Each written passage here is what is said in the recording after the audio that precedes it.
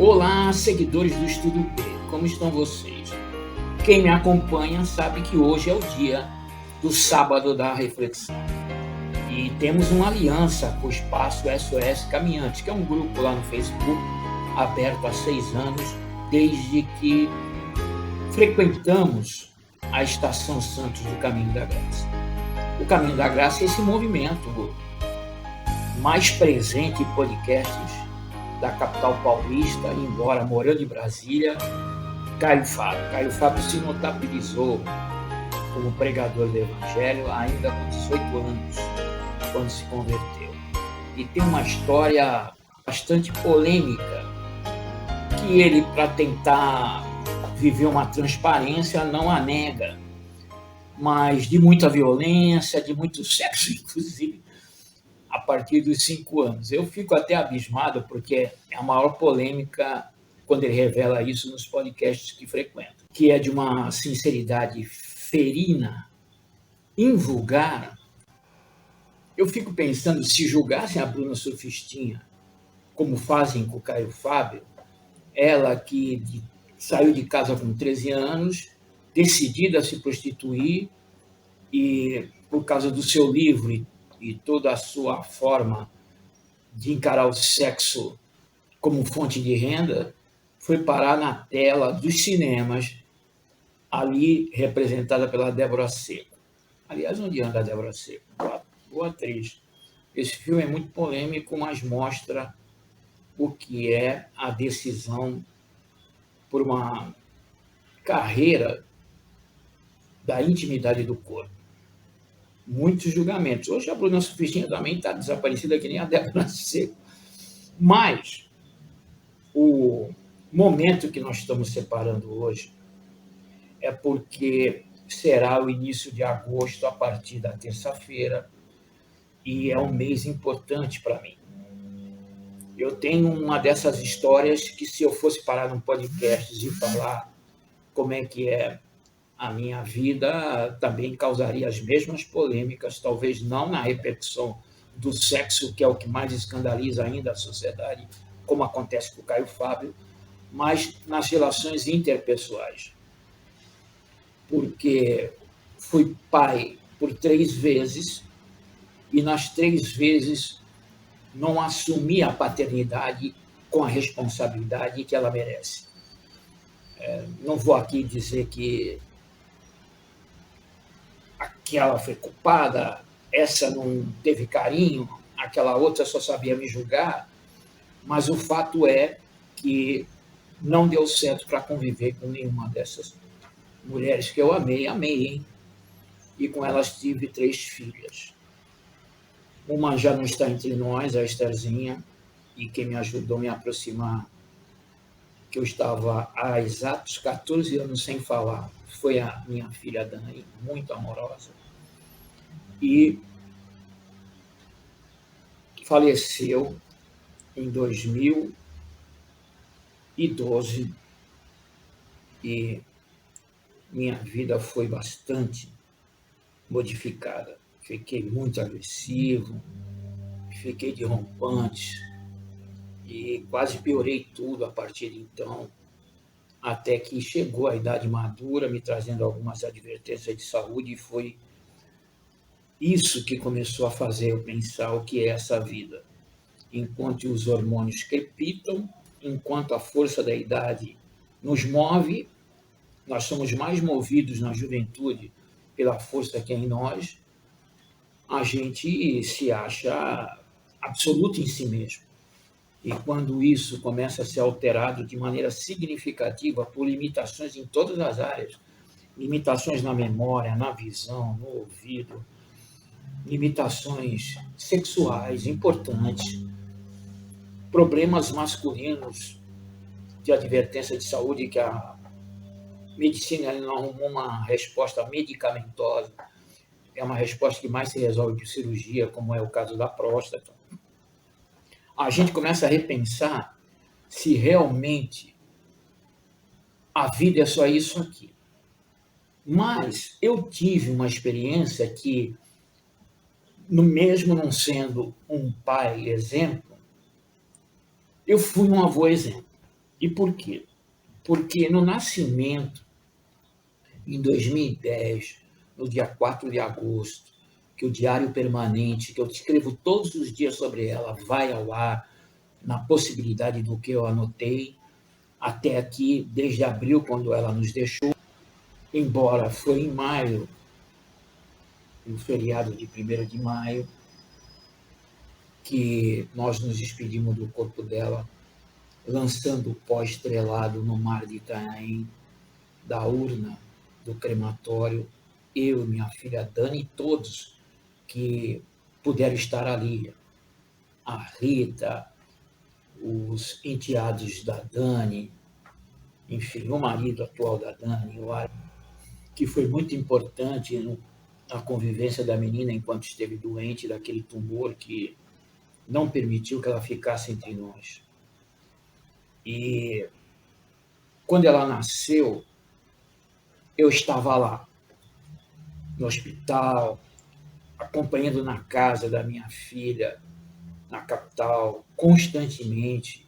A gente ia para fim de semana lá, fazer um churrasco, e a Maísa se lançava ao meu colo, vivia no meu colo. Isso vai ser tudo demonstrado por fotos, né? Que são a memória que eu tenho.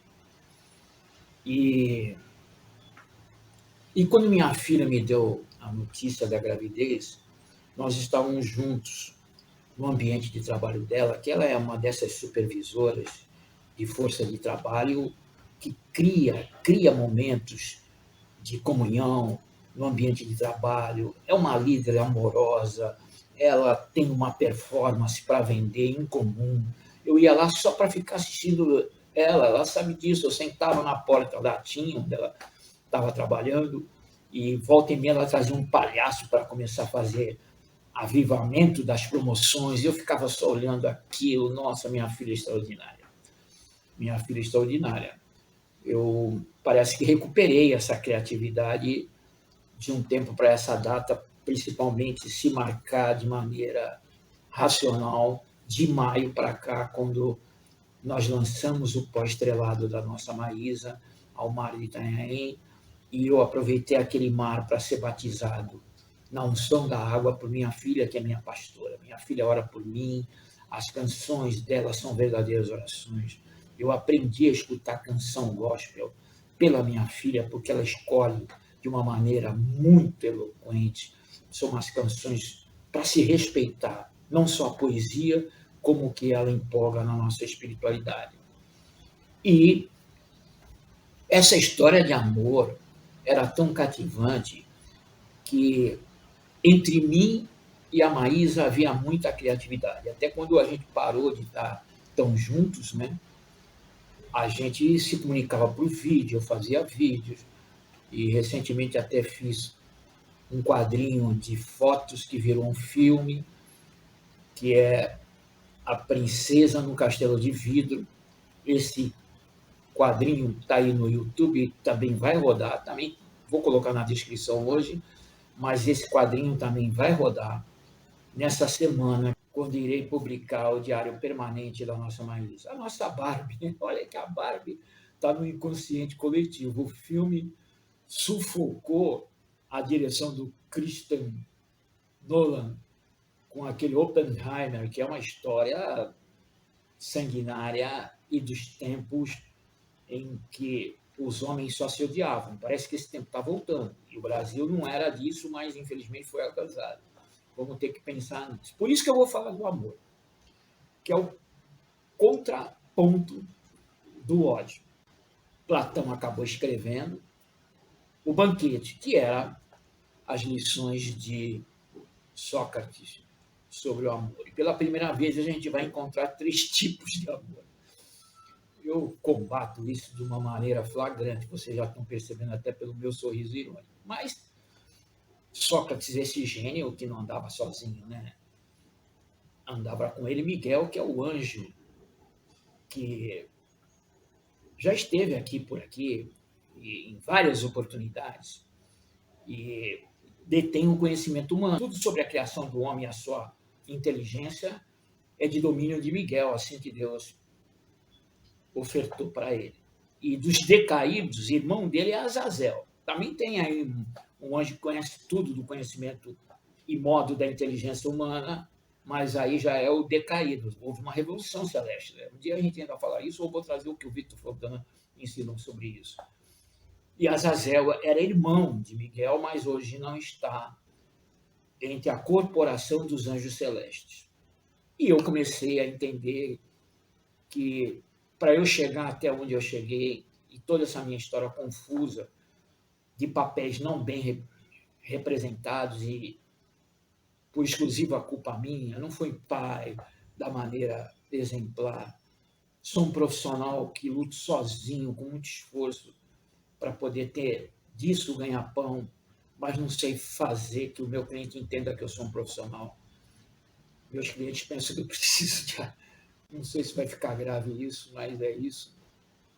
De esmola. Meus clientes não entendem que não é só conhecer a lei. O advogado tem que pensar a lei e como fazer justiça através dela. Quem melhor falou sobre essa complexidade foi Rui Barbosa, já no final dos seus anos, quando uma turma do Largo São Francisco de Direito pediu para ele ser o patrono daquela turma.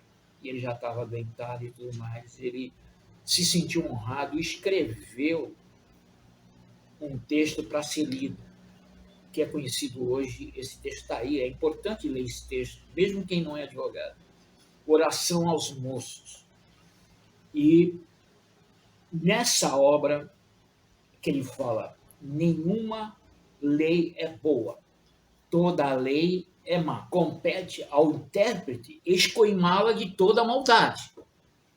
E compete ao julgador entender que, praticando só a maldade, nenhum ser humano fica em condição digna. Então, está aí uma frase do Rui Barbosa que ecoa até hoje, tem mais de 100 anos isso, e é também o que Paulo fala em Romanos. Aliás, o livro de Romanos é o livro forense da Bíblia. Imagina, com esse nome, né? Roma, que foi o alicerce de todo o direito que a gente tem até hoje. Napoleão escreveu o Código Civil baseado no direito romano, e o Brasil adotou desde 1940, foi modificado agora, em 2003, por causa da jurisprudência que teve que ser adaptada. Então, os romanos, em termos de direito, foram muito importantes. Por isso que Jesus pregou. Os romanos não tinham nada com a parte cultural e nem com a liberdade de expressão. Os romanos só exigiam impostos. Cada um dos povos dominados por Roma poderiam ter sua cultura, não havia agressão aos intelectuais, como em outras colonizações, que eram os primeiros a morrer, havia liberdade de expressão e o direito era muito respeitado. Quem lê a obra de Cícero sabe o que eu estou falando, que foi o primeiro advogado da história com um brilhantismo incomum. Aliás, a doutrina de posse, que naquela época a conquista imobiliária era o maior bem do ser humano, hoje parece que a Bitcoin tirou a ânsia das pessoas de ter um teto. Tem aí uma especulação no mercado da internet com as moedas criptografadas, mas naquela época era moradia. E a doutrina da posse, que prevalece sobre a propriedade, não adianta eu ser proprietário, ter até escritura disso, se eu abandono o imóvel, alguém entra e fica cuidando lá, pagando imposto no meu nome, tendo luz, cuidando do imóvel. Isso está até na Constituição, né? Com 5 anos em área urbana, aquele que é o posseiro e está cuidando do imóvel passa a ter a condição de se tornar o proprietário pelo uso do capião. Então, essa doutrina, cujo defensor em Roma era Savigny, ainda permanece até hoje. Transcendeu os séculos. Mas na Bíblia, o livro de Romanos é o livro que fala do pecado como arcabouço de condenação. A gente não está em condição de dignidade para se apresentar a Deus se estivermos sobre a égide da lei. Ou a gente aceita a graça como um fenômeno dos mistérios de Deus para alcançar o ser humano, que até fez isso através do seu Filho, que incorporou Deus, é um Deus plural, Pai, Filho e Espírito Santo, mas ele incorporou a condição humana para estar entre nós e, como cordeiro, sem vícios, expiou as nossas culpas. E é uma história das mais poderosas em misticismo que existe ainda no mundo. Para você aprofundar isso, muitos anos de estudo, eu estou nisso, não paro de estudar. E quando eu era pregador, era para pregar. Agora não prego, porque eu não sou exemplo para tanto, mas dou testemunho, procuro dar, e eu pesquiso para me salvar. E a ponto de entender que quando Jesus questionou os mandamentos de Moisés, cobrado dessa maneira, quando os intelectuais do seu tempo exigiram que ele explicasse se a lei de Moisés estava abrogada, estava vencida, ele falou: não, amar a Deus sobre todas as coisas e amar o próximo como a ti mesmo reduz a lei infinitamente à desnecessidade. Você quer deixar a lei desnecessária? Ame. Então, hoje, nesse sábado da reflexão, eu vou afastar o banquete de Sócrates, escrito por Platão, e me aproximar de 1 Coríntios 13, onde Paulo explica o que é amor. No banquete, há 3 tipos de amores: eros, filia e ágape. O eros é o mais poderoso. Para Freud, o homem é movido somente eroticamente e tem um desejo de alcançar uma companheira que represente sua mãe. Na mulher, Freud coloca uma ansiedade por um símbolo fálico, e por isso a mulher nunca está satisfeita sexualmente. Mas o Flávio Gicovati, um médico que já se tornou saudoso, porque não está entre nós, desmentiu Freud nesses 2 postulados. É uma obra importante você ler. Procure. Assinado por ele, Entre Mal e Bem Mais Além. Muito interessante essa obra, e ele corrige Freud nesses postulados. E 2000 anos depois, Paulo vai lá, a igreja de Coríntios, uma igreja que tinha tudo menos o amor. Talvez lá na igreja de Coríntios é da onde Platão poderia colocar como cartilha esse amor chamado eros. Mas é para eles que tem a maior revelação do amor como expressão consciente de que sem ele ninguém pode viver. E lá, na explicação que Paulo dá em 1 Coríntios, o amor são gestos. É gesto em direção ao outro, é forma de falar, é silêncio que pode valer mais do que o linguajar dos anjos, e muitas ações. Porque a caridade, na explicação de Paulo, socorre, é justa. É um livro que eu vou me dedicar a explicar melhor. Hoje é só a prévia para a gente começar essa semana, que ficará forte a partir do dia 1 de agosto até o dia 4, em que esse diário permanente de tudo isso que eu estou revelando para vocês conversando, eu escrevo todos os dias, parte dele vai ser revelado, e é um papel que eu cumpri com exação. Eu posso até, sem falsa modéstia, me declarar como um avô exemplo, e que essas histórias que incluem muito amor, ou entrega de amor, ou uma paixão sincera, uma paixão de Cristo pelo ser humano, essas histórias, elas não se repetem. Eu sei que a minha história de avô foi singular e se está com a nossa menina Roslin. Fiquem bem, atento aí aos vídeos complementares que vão surgir junto com a nova recomendação de pauta. Segunda-feira é Previdência, terça vai ser Notícias e Política, na quarta estreia o Dr. Haroldo Fábio Janaro, dando dicas de saúde. Eu vou até pedir para ele falar sobre os cogumelos mágicos que estão à polêmica insuportável. Na quinta será a quinta conclusiva, na sexta, sextou, tem Receita Show, e no sábado da reflexão. Amanhã tem hashtag, mas não vou dar spoiler. Fiquem em Deus. Abraço.